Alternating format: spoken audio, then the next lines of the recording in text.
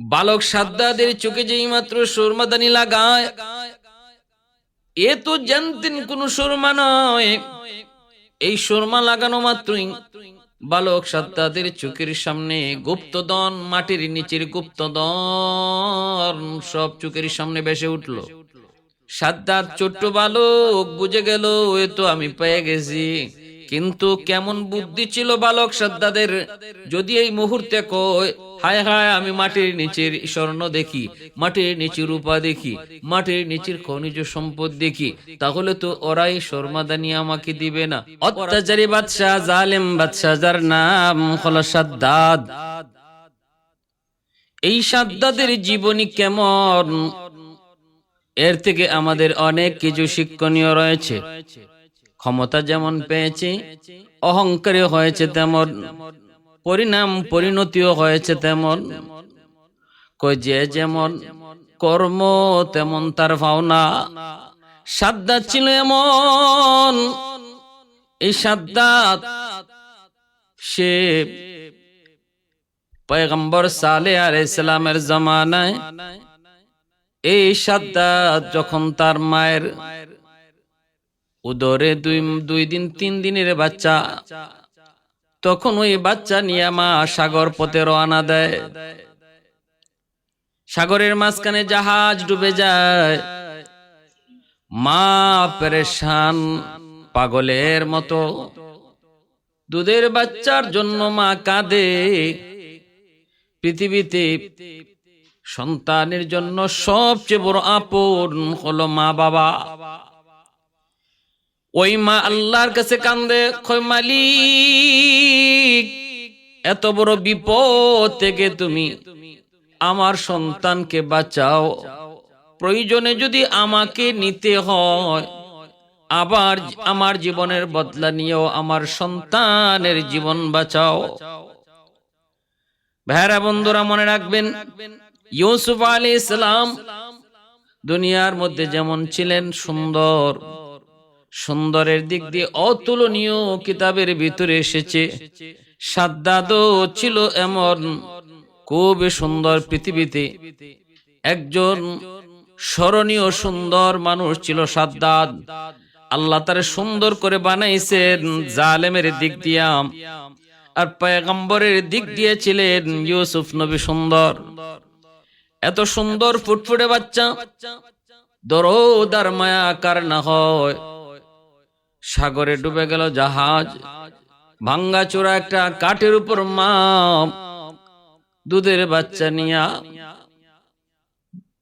প্রাণে বাঁচার লড়াই করতেছে। আল্লাহর কাছে কান্দে, মালিক আমার জীবন নিয়ে হলো সন্তানকে বাঁচাও। এমনটাই তো পৃথিবীতে হয়। বহু মা বহু বাবা আমি নিজের চোখে এমন দেখেছি, অসুস্থ সন্তান নিয়ে হাসপাতালে মায় কান্দে আর কয় মালিক আমার জীবন নিয়ে হলো আমার সন্তানের জীবন তুমি বাঁচাও। এমন বহু বাবা বহু মা আমাদের কাছেও বলেছে, হুজুর সন্তানের জীবন ভিক্ষা চাই, আমার সন্তানের জীবন ভিক্ষা চাই, জীবন ভিক্ষা চাই মালিকের দরবারে। প্রয়োজনে যদি আল্লাহ আমাকে নিতে চায় নিয়ে যাক, তবু আমার সন্তান যেন বাঁচে। পৃথিবীতে এমন দোয়া মা সারা বাপ সারা কেউ করে না রে যুবক, এমন দোয়া মা সারা বাপ সারা কেউ করে না। ভাইরা বন্ধুরা, এজন্যই সাদ্দাদের মা আল্লাহর কাছে যখন এইভাবে বিপদের মুহূর্তে কান্দে, রব্বুল আলামিন মালাকুল মউত আজরাইলকে আদেশ করলেন, আজরাইল কই আছো? কো মালিক লাব্বাইক। আল্লাহ কই যাও সাগরে ভাসমান কাঠের উপর সেই মার জান কবজ করো। মালাকুল মউত আজরাইল দ্রুত বেগে আসলেন, এসে দেখেন মা দুধের বাচ্চাটারে সাগরের কাঠের উপরে ভাসমান, কাঁপতেছে ভয়ে, জীবন বাঁচার লড়াই। এই অবস্থায় বাচ্চাটারে মায় দুধ খাওয়ায়। আজরাইল আলাইহিস সালামের দিকে মায়া লাগলো, মালিক এই দুধের বাচ্চার মা, যেই বাচ্চাটার সাগরের মাঝখানে আর কোনো সহায় নাই, সম্বল নাই, কাঠের উপরে মার কুলে বসে আছে, এই জমিনে এই বিপদে একমাত্র সম্বল এই দুধের বাচ্চাটার, তার মার কুল। এই মাকে বুঝি আমি জান কবজ করবো? আল্লাহ বলছে হ। মালাকুল মউত আজরাইল কো মালিক, দুধ খাওয়াটা কি শেষ হবে নাকি এখনই? আল্লাহ কয় কোনো টাইম নেই, এখনই জান কবজ করো। দুধ খাওয়া শেষ করতে পারেন না, পারে নাই সাদ্দাত, আল্লাহর হুকুমে মার জান কবজ হয়ে গেল। লাশটা সাগরে পড়ে গেল, কাঠের উপরে ভাসতেছে। যেই মাত্র মার লাশ, মার জান কবজ হয়, সাথে সাথে সমুদ্রে ঝড় তুফান বন্ধ হয়ে গেল, সাগর শান্ত হয়ে যায়।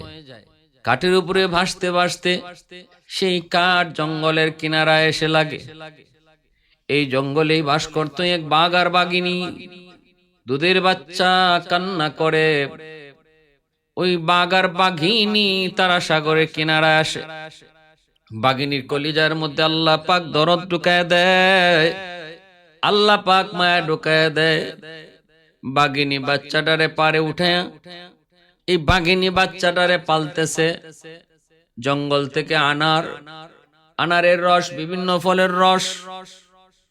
কোন কোন রাওয়ায়াতে এসেছে ওই বাঘিনী তার নিজের দুধ খাওয়াইছে। আল্লাহ তার কুদরতে বাঁচাইছেন। শুধু বাঁচাইছেন তা নয়, আল্লাহ পাক সাদ্দাতকে তার কুদরতে জঙ্গলের বাঘিনীর দুধ খাওয়ায়া, জঙ্গলের এরকম ফলমূলের রস খাওয়ায়া আল্লাহ পাক তারে বাঁচাইছেন। কি পরিমাণ আল্লাহ পাকের নিয়ামত! কয়েকদিনের ভিতরে এই পাশ দিয়ে একজন জেলে যায়। জেলের নজরে পড়লো এই শিশু বাচ্চাটি। বাচ্চাটা দেখে তো জেলের বড় মায়া লাগলো। জেলে বাচ্চাটারে কোলে উঠায় নিল। ঘটনা কি? কোন মার সন্তান, কোন মার বুক খালি করে এখানে আসলো রে? আরে এত সুন্দর, এত সুন্দর জঙ্গলে, এখানে তো একটা বাঘ আর বাঘিনী থাকে, বাচ্চাটারে কখন জানি আবার খেয়ে ফেলে। এই মনে করে বাচ্চাটার প্রতি দরদ আর মায়া জাগলো। জেলে তার কোলে উঠে তার গোত্রে নিয়ে আসলো। গোত্রের প্রধান তার কাছে এনে বাচ্চাটাকে সুপুর্দ করলো। যা বলতেছে, ঝাপনা, সাগরের পারে আমি এই বাচ্চাটাকে পেয়েছি। বাচ্চাটার চেহারা দেখলে কার না মায়া লাগবে? মায়া লাগারই তো কথা, মায়া তো লাগবে। গোত্র প্রধান কয়, একটু তালাশ করে দেখো কোন মা পাগলের মতো জানি খুঁজতেছে। লোকটাই কয়, জাহাপনা, কেউ নাই, কেউ নাই। মনে হয় সাগরের ভিতরে কোনো জাহাজ ডুবে সব মারা গিয়েছে। এই বাচ্চাটার মা বাবাও হয়তো জাহাজেই ছিল। আল্লাহ তার কুদরতে তারে বাঁচাইছেন। অতএব না তালাশের প্রয়োজন নাই। বলেন এই বাচ্চাটার এখন কি করা? গোত্র প্রদান কয়, তাহলে মনে হয় আল্লাহ আমার জন্য রহমত বানিয়ে পাঠাইছে রে, কারণ আমার তো কোনো সন্তান নাই। এই বাচ্চাটার আমি সন্তান হিসাবে পালব। গোত্র প্রধান সাদ্দাতকে বড় মায়া করলো, নিজের সন্তান হিসাবে পালতেছে। গোত্রের সবগুলি মানুষ সবাই সাদ্দাতকে বড় মায়া করে, আদর করে। অল্প দিনের ভিতরে অনেকের নজরে পড়লো এই বাচ্চা 10টা বাচ্চার মতো নয়, তার মধ্যে আলাদা কিছু গুণ, আলাদা কিছু বৈশিষ্ট্য। সে অনেক সাহসী, সে অনেক দুর্দান্ত, সে খুব সুন্দর, সুন্দর কথা, সুন্দর হাসি, সবকিছু মিলে জ্ঞানে বুদ্ধিতে সবার নজর কেড়ে নিল। অল্প দিনের ভিতরেই সবার মুখে মুখে সাদ্দাদের সুনাম, সাদ্দাদের প্রশংসা। ছোট বাচ্চা, ছোট সাদ্দাত ছোট থেকে আস্তে আস্তে বড় হয়, বন্ধুদের সাথে খেলায় মগ্ন। হঠাৎ করে দেখতে পেল বিশাল এক বাহিনী, সৈন্য বাহিনী ঘোড়ার পিঠে সাওয়ার হয়ে জঙ্গলের ভিতরে ঢুকতেছে। এত বড় বিশাল বাহিনী দেখা সাথী সঙ্গী বন্ধুরা সবাই অবাক, সবাই ভয়ে সবাই অস্থির, কিন্তু বালক সাদ্দাত সে ভয় পায় নাই। এত বড় বিশাল বাহিনী দেখার পরও সাদ্দাত সে তার না যায় নিজের জায়গায় দাঁড়িয়ে রইল। সাথী সঙ্গী বন্ধুরা ভয়ে তারা পালায় চলে গেল, কিন্তু সাদ্দাত বালক সাদ্দাত সে লড়ে নাই, ভয় পায় নাই, কারণ তার দিলের ভিতরে ভয় কে জিনিস এটা নাই। ওই হঠাৎ করে দেখা যায় একজন সৈন্য আওয়াজ দেয়া কয় পায়া গেছি, যেটার জন্য আমরা আইছি পায়া গেছি। কয় কি? কয় এই যে দেখো একটা কৌটা, মনে হয় এই কৌটার ভিতরে ওই সুরমা, যে সুরমাটা স্বপ্নে দেখেছি, এই সুরমা যদি আমাদের এই মন্ত্রীর চোখে লাগানো হয় তাহলে এই মন্ত্রীর চোখ ভালো হবে। এটা একটা গুপ্তধন, গুপ্ত একটা সম্পদ। এই সুরমাদানি হাতে নিয়ে যখন সুরমা মন্ত্রীর চোখে লাগাবে, সাথে সাথে মন্ত্রী কয় আগে একটু পরীক্ষা করে নে এই সুরমাটা কি আসলেই স্বপ্নে দেখা সুরমাদানি নাকি এটার মধ্যে কোনো বিষ হতে পারে, কেউ আমাদেরকে মারার জন্য রাখতে পারে, আগে টেস্ট করে নে। ও কেমনে টেস্ট করবো? কই যে একটা বালক খাড়াই রয়েছে, ওর কত সাহস দেখো। সবাই চলে গেছে কিন্তু ও যায় না, ওরে ধরে আনো, আইনে ওর চোখে সুরমা লাগাও। যদি এটার মধ্যে বিষ থাকে তাহলে ওর চোখ জলে গলে সব শেষ হয়ে যাক, আমাদের আপত্তি নেই। আর যদি কিছু না হয় তাহলে আমরা এই সুরমাটা নিয়ে যাব। ধরে সাদ্দাতকে নিয়ে আসলো। এ বালক এত বড় সাহস, সবাই তো চলে গেল কিন্তু তুমি গেলা না। সাদ্দাত কয় ভয় পাওয়ার কি আছে? এটা আপনার কি বাঘ না ভাল্লুক যে আমি আপনাদেরকে ভয় পাবো? আমি ছোট মানুষ, আমি কিছু বুঝি না, আপনারা তো আমার আদরই করবেন, মায়া করবেন, কেন মারবেন? আর আমি কেনই যাব? সৈন্যরা বুঝে গেছে তো জেনতেন বালক না, তার সাহস যেমন কথাও তেমন সুন্দর। কয় ঠিক আছে বালক, দেখি কাছে আসো। কাছে আসতে একজনে এই সুরমাদানি হাতে নিয়ে তার চোখে সুরমা লাগাইয়া দিল চট করে। বালক সাদ্দাতের চোখে যেই মাত্র সুরমাদানি লাগায়, এ তো জানতেন কোন সুরমা নয়। এই সুরমা লাগানো মাত্রই বালক সাদ্দাতের চোখের সামনে গুপ্তধন, মাটির নিচের গুপ্তধন সব চোখের সামনে ভেসে উঠল। এটা এমন এক পাওয়ারফুল সুরমা, এই সুরমাদানি যে চোখে লাগায় সে অদেখা জিনিস সে দেখতে পায়, মানুষ যা দেখে না তাও তার নজরে পড়ে, চোখের মাটির নিচের জিনিসও দেখতে পায়। সাদ্দাত ছোট্ট বালক বুঝে গেল এ তো আমি পেয়ে গেছি। কিন্তু কেমন বুদ্ধি ছিল বালক সাদ্দাতের, যদি এই মুহূর্তে কয় হায় হায় আমি মাটির নিচের স্বর্ণ দেখি, মাটির নিচের রূপা দেখি, মাটির নিচের খনিজ সম্পদ দেখি, তাহলে তো ওরাই শর্মাদানি আমাকে দিবে না, ওরা তো নিয়ে যাবে। তাহলে এরা তো মনে হয় আমার চোখে লাগায় টেস্ট করেছে, যদি কোনো ক্ষতিকর কিছু হয় তাহলে আমার চোখ যেন নষ্ট হয়, তাদের যেন কিছু না হয়। কিন্তু মূলত এটাই তো সেই সুরমাদানি যেটা খোঁজার জন্য তারা জঙ্গলে এসেছে। আমি এই কথা বলবো না, যদি বলি তাহলে এটা আমার হাতে আর থাকবে না। যেই মাত্র চোখে লাগায় সাদ্দাত ছোট বালক আওয়াজ দিয়া তখন বলতেছে হায় হায় তোমরা আমার চোখে কি লাগাইছো, হায় হায় আমার চোখ যাইতেছে, হায় হায় আমার চোখ গলে গেল, হায় আমি বুঝি অন্ধ হয়ে গেলাম, আমি বাঁচি না, এত যন্ত্রণা এত ব্যথা। হাউমাউ করে কান্নাকাটি শুরু করে দিল বালক সাদ্দাত। সাথে সাথে সৈন্যগুলি কয় তাড়াতাড়ি বাঘ, হায় হায় আমরা এই পোলার চোখ নষ্ট করে ফেলাইছি, তাড়াতাড়ি বাঘ, এটা ওই সুরমাদানি না। সাথে সাথে সবগুলি সৈন্য তারা পালায় চলে গেল। এই দিকে যাওয়ার পর বালক সাদ্দাত ওই সুরমাদানি নিয়া বাবার কাছে আইসা কয় বাবা জান পেয়ে গেছি। কয় কি? কয় সুরমাদানি। কয় বাবা ওই হলো ঘটনা, ওরা চাইছিল কি আর হয়েছে কি? বাবা এই সুরমা চোখে লাগাইলে পরে আমি সব দেখতে পাই। এবার গোত্র প্রধান অবাক, সেও তো খুশি, সবাই খুশি। গোত্রপ্রধান বাবা ছেলেকে নিয়ে বলতেছে, বাবা তাহলে চলো, তোমার চোখে সুরমা লাগায় লাগায় আমরা হাঁটমু, তুমি শুধু কোথায় কি আছে কইবা, আর বাকিটা আমরা উদ্ধার করমু। অল্প দিনের ভিতরেই এই সাদ্দাদের এই সুরমার উসিলায় অল্প দিনের ভিতরেই গোত্রের মানুষগুলা তারা সবাই ধনী হয়ে গেল, সম্পদের অভাব নাই, সবার গড়ে গড়ে স্বর্ণ রূপা অলংকার অল্প দিনের ভিতরে প্রাচুর্য দেখা দিল। কিছুদিন পর ওই গোত্র প্রধান সে মারা যায়। কে হবে তাদের সর্দার? তখন এক বাক্যে সবাই বালক সাদ্দাদার তখন বালক নাই, সে তখন যুবক হয়ে গেছে। গোত্রের সবগুলি মানুষ এক বাক্যে সাদ্দাতকেই তারা আবার সর্দার বানিয়ে নিল। এই দিকে দেখা গেল তাদের ভরপুর সম্পদ, কোনো অভাব নাই, সবার মনে আনন্দ। সাদ্দাত ক্ষমতা পাওয়ার পর সে তার এই গোত্রকে আরো সুন্দর করে সাজাইল, দুর্ধর্ষ একটা বাহিনী তৈরি করলো, সৈন্য বাহিনী, অস্ত্রের কোনো অভাব নাই, সর্বলাইনি হার লাইনি শক্তিশালী একটা মজবুত সেনাবাহিনী গঠন করলো। এই বাহিনী গঠন করে সাদ্দাত বাদশার সাথে যুদ্ধ ঘোষণা করলো।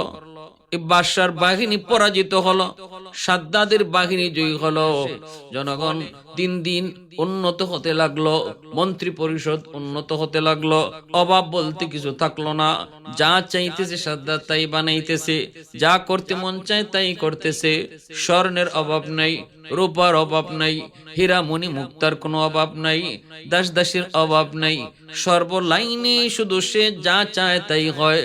এইভাবে দিন যায় রাত যায়, এক পর্যায়ে সাদ্দাত এতটাই অহংকারী হয়, মন্ত্রীদেরকে একদিন ডাইক দিয়া বলতেছে, এ মিয়া শোনো, আমি যা চাইতেছি তাই তো হইতেছে, আমি যা করতেছি তাই তো পারতেছি, এবার একটু কও তো দেখি আমি কি শুধু বাদশা নাকি আমি খোদাও?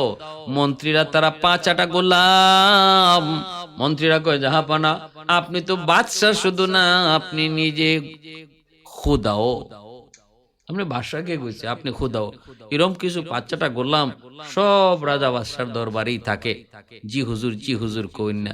বাদশায় খারাপ করুক আর ভালা করুক, বাদশায় মানুষ মারুক আর গুম করুক, বাদশায় খুন করুক আর আসমানে তুলুক, কিছু পাঁচাটা গোলাম যারা বাদশারে, যারা সরকারকে সতর্ক না কইরা শুধু জি হুজুর কইয়া বিপদে ফালায়। এটা আমাদের চোখের সামনে। আর যদি এরকম কিছু মানুষ থাকতো যারা সময় আপদে বিপদে তারা ভালোটারে ভালো বুঝাইতো, মন্দরে মন্দ বুঝাইতো, তাহলে পরিণাম আর পরিণতি এরকম হতো না। রাতের আধারে ফালাইয়া যাওন, খাওয়ানোর টাইম নেই, এই সুযোগ আর ইরম হইতো না। আমরা দেখেছি অতীতের ইতিহাস, যে সকল বাদশারা মুঘল সম্রাটের আমল দেখেন, আজ ভারতবর্ষ শাসন করেছে মুসলমানরা 700-800 বৎসর, সেখানে আমরা দেখেছি, ইতিহাস দেখেছি, বাদশারা উলামায়ে কেরামকে তারা সম্মান করেছে, উলামায়ে কেরামকে রাজদরবারে রাখছে, তাদের পরামর্শ নিয়ে চলছে। উলামায়ে কেরাম তারা সত্যকে সত্য বলছে, মিথ্যাকে মিথ্যা বলছে। উলামায়ে কেরাম তারা ভালোকে ভালো কইছে, মন্দকে মন্দ কইছে। উলামায়ে কেরাম কখনো সরকারকে শাসাইছে, কখনো সরকারের প্রশংসা করেছে, যেটা ভালো ভালোটার প্রশংসা করেছে, মন্দটা শাসাইছে। যে বাদশাহী, যে সরকারি উলামায়ে কেরামকে প্রাধান্য দিবে, উলামায়ে কেরামের পরামর্শ নিয়ে চলবে, ভালো মন্দ তাদের পরামর্শ নিবে, তাদেরকে আল্লাহ পাক বিপদ আপদ থেকে হেফাজত করবে। কারণ আলেম উলামার ব্রেইনে আল্লাহ কোন দুনিয়ার জ্ঞান শুধু রাখেন নাই, আসমানি জ্ঞান উলামায়ে কেরামের জেহেনে আল্লাহ রাখছেন। দুনিয়ার এই উকিল ব্যারিস্টার এরা তো দুনিয়ার জ্ঞান লয়া চলে, কিন্তু উলামায়ে কেরামের ব্রেইনে আল্লাহ পাক দুনিয়ার জ্ঞান এবং আখিরাতের জ্ঞান, দুনিয়ার জ্ঞান এবং আসমানি জ্ঞান, এই দুইও জ্ঞান আল্লাহ আলেমদেরকে দিবেন। এজন্য তারা পরিষ্কার দেখতে পায় কোনটা খারাপ আর কোনটা ভালো। যারা আলেমদের পরামর্শ নেয় তারা বিপদ থেকে বাঁচে। আমার ভাইয়েরা বন্ধুরা, বাদশা সাদ্দাত মন্ত্রী পরিষদ সবাই বলল, আপনি তো খোদা। এবার নিজের সে খোদা দাবি করবে। তখন পয়গম্বর হুদ আলাইহিস সালামের জমানা শুরু হয়েছে। হুদ আলাইহিস সালাম এই খবর পেয়ে তিনি বাদশার দরবারে হাজির হলেন। হুদ আলাইহিস সালাম তিনিও ছিলেন অনেক বড় একজন বীর বাহাদুর। তিনি যেমন ছিলেন নবী, তেমন ছিলেন অনেক বড় একজন বীর সেনাপতি। হুদ আলাইহিস সালামের শক্তিও ছিল অনেক। হুদ আলাইহিস সালামের সামনে এমন 200-300 পুরুষ সেনা সৈন্য ওনার সামনে একা দাঁড়াইতে পারত না। হুদ আলাইহিস সালাম তার রাজ দরবারের যতগুলি সৈন্য দাঁড়ায় ছিল দুদিকে বাদশাহের দরবারে যাওয়ার আগে, তিনি একাই সবগুলারে আঘাত কইরা কোনো অনুমতি ছাড়াই বাদশার দরবারে হাজির হলেন। এবার মন্ত্রী পরিষদ সবাই তো অবাক। একজন দরবেশ এভাবে এসে ঢুকে পড়ল, যে সৈন্যগুলা পাশে দাঁড়ায় ছিল সব মাটিতে পড়ে কাতরাইতেছে। ঘটনা কি এত শক্তি কোত্থেকে? সবাই তো নীরব। বাদশাহ মন্ত্রীরা কয়, জাহাপনা, এত বড় স্পর্ধা একদম দরবেশের, আপনি অনুমতি দেন আমরা তারে শোয়াই দেই। বাদশাহ কয়, আমি যা দেখি তোমরা তা দেখো না। তোমরা মনে করতেছো সাধারণ একজন দরবেশ, কিন্তু আমি দেখতেছি তার ক্ষমতা, তার কি পরিমাণ, তার গায়ে কি পরিমাণ শক্তি, এটা আমি দেখতেছি। কারণ নবী পয়গম্বর ওলি আল্লাহগণ, আল্লাহর পেয়ারা বান্দাগণ, তাদের সাথে আল্লাহ পাকের অদৃশ্য কুদরতি হাত থাকে। আল্লাহ পাকের অদৃশ্য কুদরতি হাত থাকে। যদিও তাদেরকে দেখতে নরম মনে হয়, কিন্তু তাদের সাথে আছে এক শক্তিশালী হাত। সে হাতটা কার? আল্লাহ পাকের হাত। বাদশাহ কয়, সাবধান, সামনে আগাবি না। কি ব্যাপার একটু বলেন। নবী বলতেছেন, আমি শুনেছি আপনি নাকি নিজের খোদা দাবি করেন। সাবধান, এমনটা করবেন না, সাবধান, এমনটা করবেন না। মানুষ কোনদিন খোদা হতে পারে না। আমার খোদা, আপনার খোদা, কুল কায়নাত যিনি সৃষ্টি করেছেন তিনি একজন। আল্লাহ পাকের সামনে মোকাবেলায় যাবেন না। আমি আল্লাহর পয়গম্বর, আপনাকে সতর্ক করতে এসেছি। মন্ত্রীরা, সৈন্যরা এরা কয়, জাহাপনা অনুমতি দেন। বাদশাহ কয়, থাম, লড়বি না। তোরা না চিনলো আমি তারে চিনতেছি, তোরা তার শক্তি না বুঝলো আমি তার শক্তি বুঝতেছি। এবার বাদশাহ কয়, ঠিক আছে, আপনি আল্লাহর পয়গম্বর, ভালো কথা, কিন্তু আমি যদি নিজের খোদা দাবি করি তাহলে অসুবিধা কি?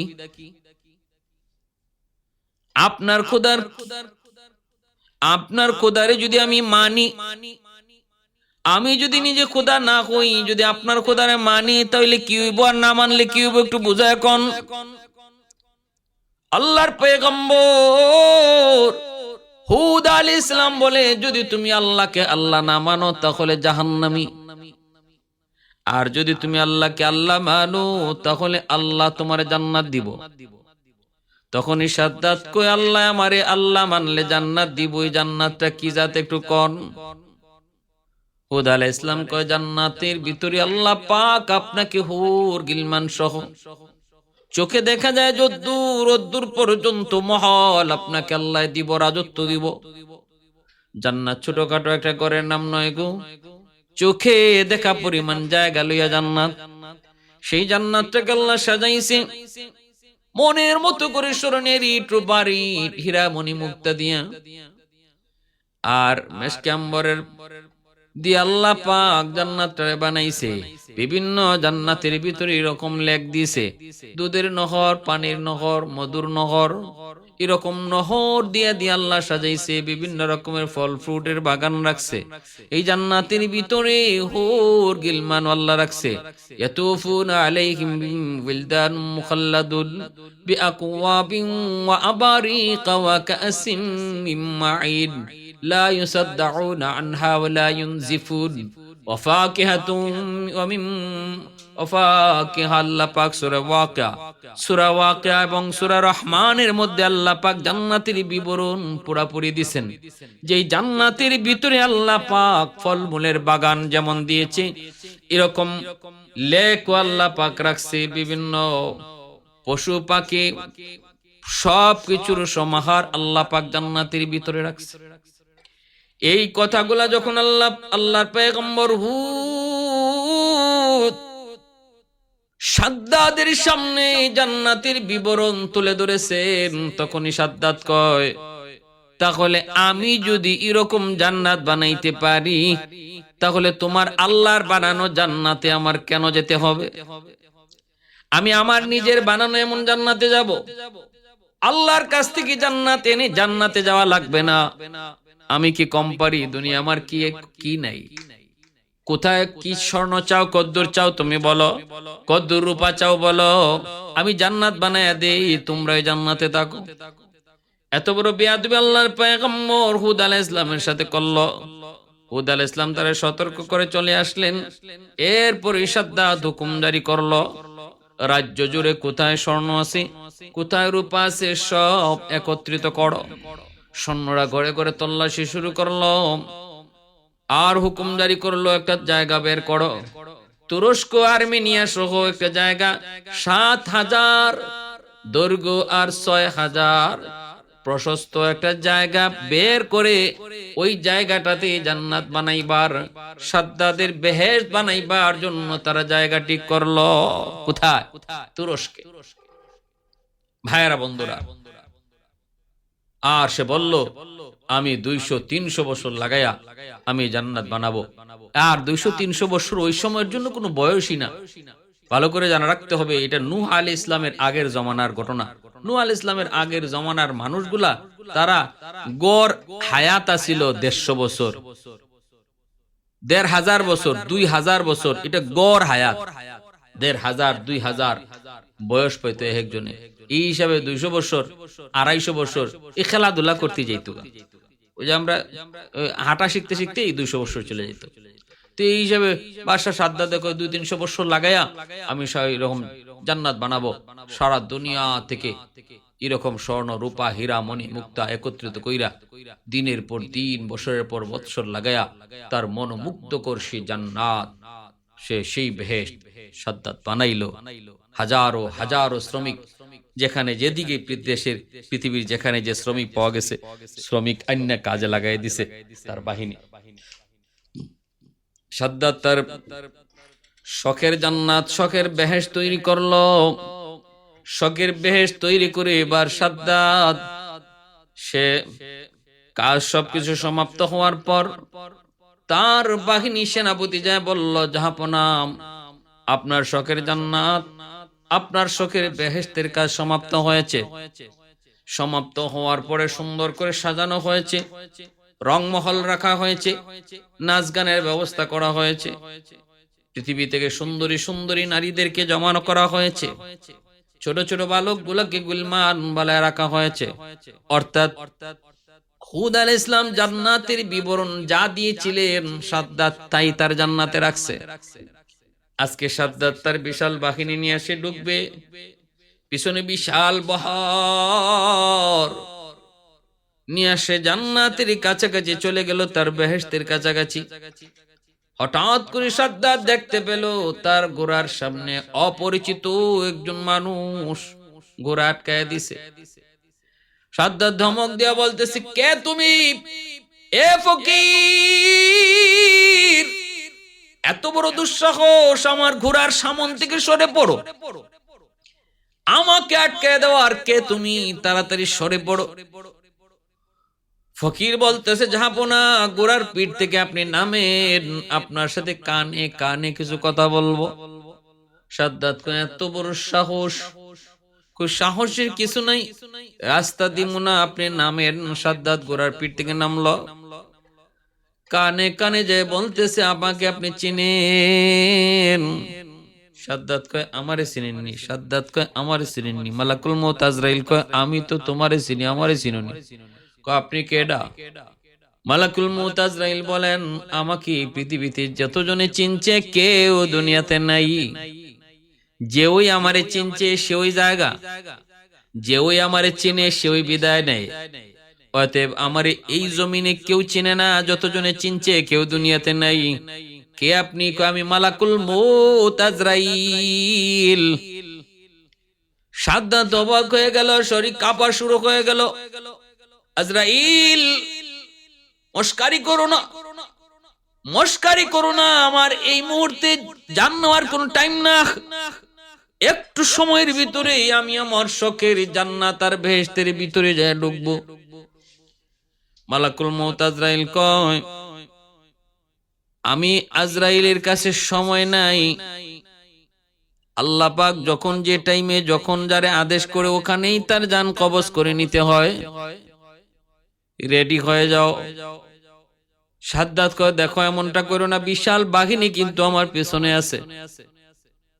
মালাকুল মউত আজরাইল তিনি বলেন, জাননি পৃথিবীতে আল্লাহ যত মাখলুক বানাইছে আমারে বানাইছে সবচেয়ে গুসা আর রাগ দিয়া।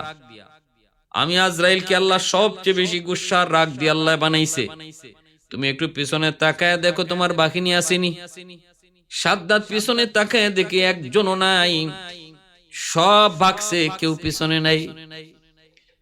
কয়, ভাই আজরাইল একটু সুযোগ দাও, একটু সুযোগ, আমি শুধু ভিতরে ঢুকবো আর ঢুকি বের হয়ে আসবো।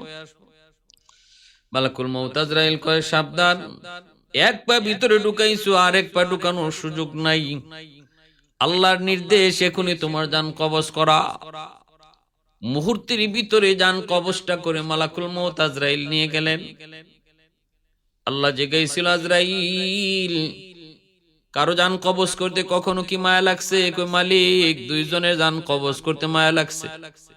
আমি আজরাইলের মায়া লাগে না, তবু মায়া লাগছে দুইজনের। কই কে? কই একজন হলো ওই মার জানটা কবজ করেছি যখন সাগরের মাঝখানে ছোট্ট বাচ্চারে মায়া দুধ খাওয়ায়, সেই কাঠের উপরে বাসতে বাসতে বাচ্চাটার কথা মনে করে তখন আমার মায়া লাগছিল, এই বাচ্চাটার কি হবে।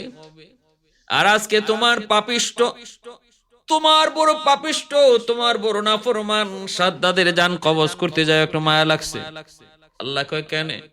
কয়, এতদিনের শখের জান্নাতটা একটু দেখবো, বেচারা এক পা ঢুকাইছে, তুমি দেখতে সুযোগ দিলা না, এজন্য মায়া লাগছে। আল্লাহ কয়, আজরাইল ওই দিনের শিশু, যে শিশুর মায়া লাগছে, শিশুর কারণে তোমার মায়া লাগছিল মহিলার জান কবজ করতে, ওই শিশুই হলো আজকের এই সাদ্দাত। কুলিল্লাহুম্মা মালিকাল মুলকি তুতিল মুলকা মান তাশা ওয়া তানজিউল মুলকা মিম্মান তাশা ওয়া তুইজ্জু মান তাশা ওয়া তুযিল্লু মান তাশা বিয়াদিকাল খায়র ইন্নাকা আলা কুল্লি শাইইন কাদির। সকল ক্ষমতার মালিক কে? আল্লাহ। ইজ্জত দেওয়ার মালিক কে? আল্লাহ। ইজ্জত কেড়ে নেওয়ার মালিক কে? আল্লাহ। ক্ষমতায় বসায় কে? আল্লাহ। ক্ষমতা কেড়ে নেয় কে? কয় আল্লাহ। সব ক্ষমতার মালিক আল্লাহ। এজন্য অহংকার মানুষের পতন ডেকে আনে। পৃথিবীর কখনো কোথাও কোনো অহংকারী সফল হতে পারে নাই। আত্তাকাব্বুরু রিদাই, আল্লাহ বলেন অহংকার আমার পোশাক, এটা নিয়ে কেউ টানাটানি করো না। অহংকারী কখনো সফল হতে পারে না, বিনয়ী সফল হয়। মান তাওয়াযা লিল্লাহ রাফাআহুল্লাহ, যে আল্লাহর সামনে মাথা নত করে আল্লাহ তার উঁচু বানায়, আর যে মাথা উঁচু করে হাঁটে আল্লাহ তার সময় মাথা নিচু করায়। আল্লাহ আমাদেরকে বুঝার তৌফিক দান করুন।